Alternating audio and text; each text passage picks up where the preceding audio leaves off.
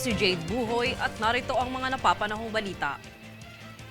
Inanunsyo ng Department of Tourism o DOT nitong kamakailan na ang Pilipinas ay nakatanggap na ng 1.2 million foreign visits sa unang 2 buwan pa lamang ng 2024. Mahigit 1,100,000 dayuhang bisita o 94.49% ang bumubuo sa malaking parte ng kabuuang bilang at higit 67,000 naman na Pilipinong naninirahan sa ibang bansa ang bumubuo sa natitirang bahagi. Ayon sa DOT, ang bilang na ito ay isang tanda ng magandang landas tungo sa pagkamit ng year-end arrival target nito.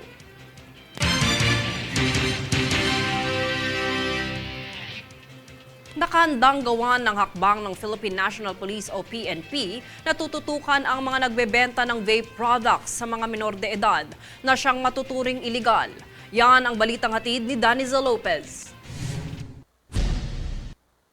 Ipinag-utos ni Philippine National Police o PNP Chief Police General Benjamin Acorda Jr. sa mga operasyon ng PNP ang pagbubuo ng guidelines para sa mga iligal na nagbebenta ng vape products sa mga menor de edad. Ang pag-uutos na ito ni Acorda ay bilang tugon sa hinihinging tulong ni Department of Health o DOH Secretary Teodoro Herbosa na masigurong walang menor de edad ang makakabili ng e-cigarettes alinsunod sa Republic Act o RA 11900 kung saan hindi maaaring pagbentahan ng vape ang mga kabataan na below 18 years old. Dahil ayon kay DOH Secretary Herbosa, dumarami na ang kaso ng sakit sa baga sa mga kabataan. Kaya't ibinahagi ni Acorda ang pagtataguyod ng Community Awareness Program para bigyan ng kamalayan ang publiko ukol sa masamang epekto ng vape sa kalusugan. Bilang parte naman ng bubuing guidelines ay handa rin ang PNP na arestuhin ang sinumang mahuli na nagbebenta ng vape sa mga menor de edad para sa isasagawang crackdown nito. Danizel Lopez nag-uulat para sa One Media Network. Sa patuloy na nararanasang init ng panahon, pinag-iingat ng Philippine Atmospheric Geophysical and Astronomical Services Administration o PAG-ASA ang publiko sa panganib na dulot ng init sa ating kalusugan. Ito ay matapos makapagdala ng heat index sa Visayas at posibleng umabot pa sa 41 degrees Celsius na mas mataas kaysa sa aktwal na temperatura ng hangin. Anila, iwasan ang paglabas sa alas 10 ng umaga hanggang alas 3 ng hapon at itunuturing ito na pinakamainit na panahon.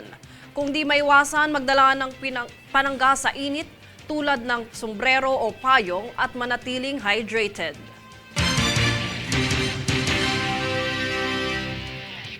Kami ang boses ng pagbabago. Ako si Jade Buhoy at ito ang News Force. Sa ulo ng mga balita, Pilipinas nakapagtala ng 1.2 million tourist arrivals sa unang 2 buwan ng 2024. Publiko, pinapayuhang manatiling hydrated ngayong tag-init. Malacanang, kinumpirmang fake news ang kumakalat na holiday declaration sa ika-11 ng Marso. LTO, bubuo ng guidelines para sa e-vehicles. Presyo ng galunggong bumaba sa pagtatapos ng close fishing season. Sara Geronimo, unang Pinay na tumanggap ng parangal sa Billboard event. Patas at pantay na balita, komprehensibong ulat para sa pulso ng masa. Ito ang News Force.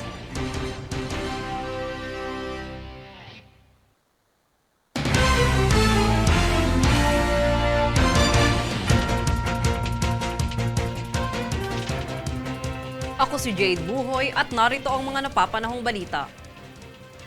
Bubuo ng guidelines para sa e-vehicles ang Land Transportation Office o LTO sa isasagawa nitong konsultasyon kasama ang mga iba't ibang grupo at stakeholder. Ito'y para pakinggan ang panig ng bawat isa hinggil sa paggamit ng e-bike at e-trike na siyang talamak ngayon sa national roads. Siniguro naman ni LTO Chief Assistant Secretary Attorney Vigor Mendoza II na ang bubuing guidelines ay legal, maayos at naayon para sa lahat.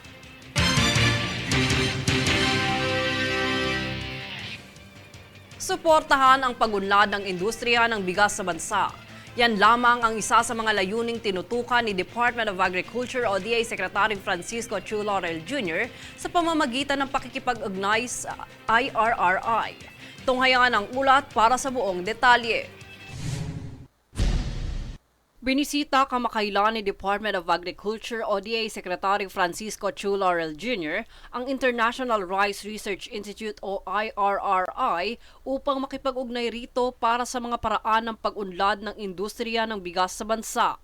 Sa mga nakalipas na taon, base sa pananaliksik ng mga dalubhasa sa IRRI, nalaman nila kung ano ang mga salik na nakakapagpababa sa glycemic index trait ng bigas na siyang dahilan upang makagawa sila ng paraan para gawin itong pinong puting bigas gamit ang mga nakasanayang pamamaraan ng breeding. Dito naipakita rin ng IRRI ang iba't ibang drone technology gaya ng mapping drones na may mataas na kalidad ng kamera kung saan makikita rito ang kalusugan at kalagayan ng mga tanim. Maaari ring magamit ang drone sa pangangasiwa ng sustansya, tubig, weed control, maging ang pest and disease management nito. Sa ugnayang ito, naobserbahan ng kalihim ang maaaring pagtuunan ng ahensya para sa mas epektibong pamamaraan na ipapatupad. Jade Buhoy, nag-uulat para sa One Media Network.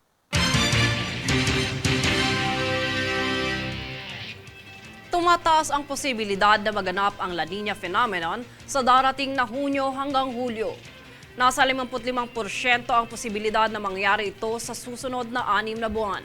Bagamat nakaamba ang pag-asa sa La Niña Watch Alert, hindi pa rin isasantabi ang kasalukuyang epekto ng tumitinding El Nino. Ang La Niña ay kabaliktaran ng El Nino na karaniwang nagsasanhi ng pag-ulan.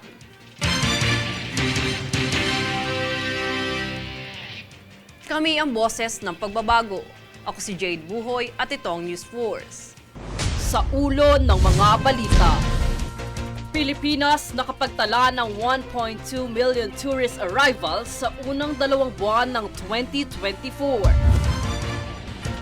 Publiko, pinapayuhang manatiling hydrated ngayong tag-init.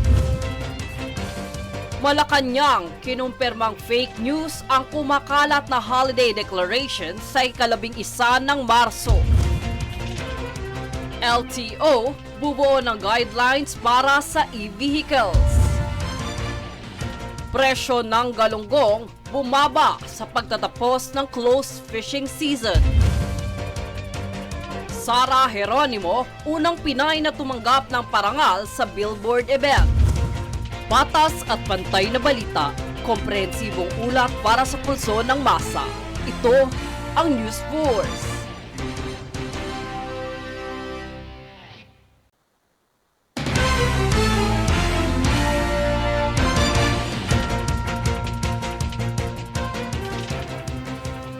Ako si Jade Buhoy at narito ang mga napapanahong balita. Timbog sa Rojas Boulevard sa lungsod ng Pasay kamakailan ang isang dayuhang Hapon matapos itong matunton ng Bureau of Immigration o BI dahil sa malawakang kaso ng pagnanakaw sa Japan at overstaying sa Pilipinas. Ang arestado ay kinilala bilang si Takayuki Kagoshima kung saan ayon kay BI Commissioner Norman Tansinko napatawan na rin ito ng deportasyon pabalik sa Japan at isinama sa tala ng mga dayuhang pinagbabawal makabalik sa Pilipinas. Sa kasalukuyan, nakadetinan na si Kagoshima sa BI Warden Facility sa Camp Bagong Diwa para sa paghuhukom at nalalabing deportasyon.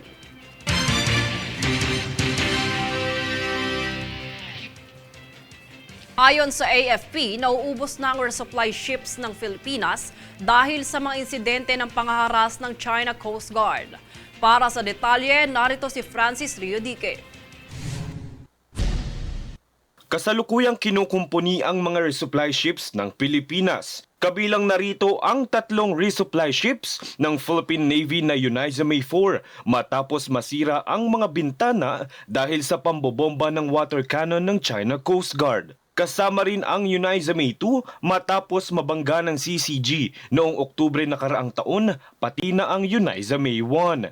Kahit ang MV Kalayaan ay patuloy pa ring inaayos matapos i-water cannon noong Disyembre noong nakaraang taon. Dahil dito, nauubos na umano ang mga resupply ships ng Pilipinas dahil sa pangaharas ng China. Ito ang kinumpirma ni AFP Western Commander Vice Admiral Alberto Carlos. Kaya naman nananatili umanong limitado ang mga barkong maaaring gamitin para sa resupply mission sa mga tropa sa BRP Sierra Madre. Dagdag pa ni Carlos, wala namang nakikitang banta na palubugin ng China ang mga barko ng Pilipinas, ngunit hindi umano biro ang impact ng water cannon ng CCG. Pagtitiyak naman ng AFP, handa silang magbigay ng kanilang mga assets para sa resupply mission. Francis Riudique, nag-uulat para sa One Media Network.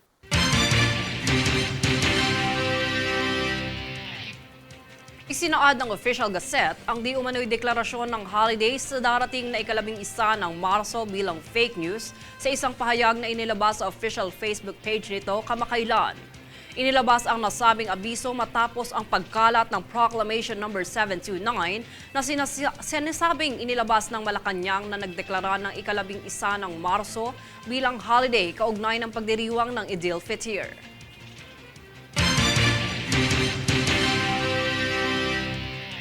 Kami ang boses ng pagbabago. Ako si Jade Buhoy at ito ang News Force. Sa ulo ng mga balita, Pilipinas nakapagtala ng 1.2 million tourist arrivals sa unang 2 buwan ng 2024. Publiko, pinapayuhang manatiling hydrated ngayong tag-init. Malacanang, kinumpirmang fake news ang kumakalat na holiday declaration sa ika-11 ng Marso.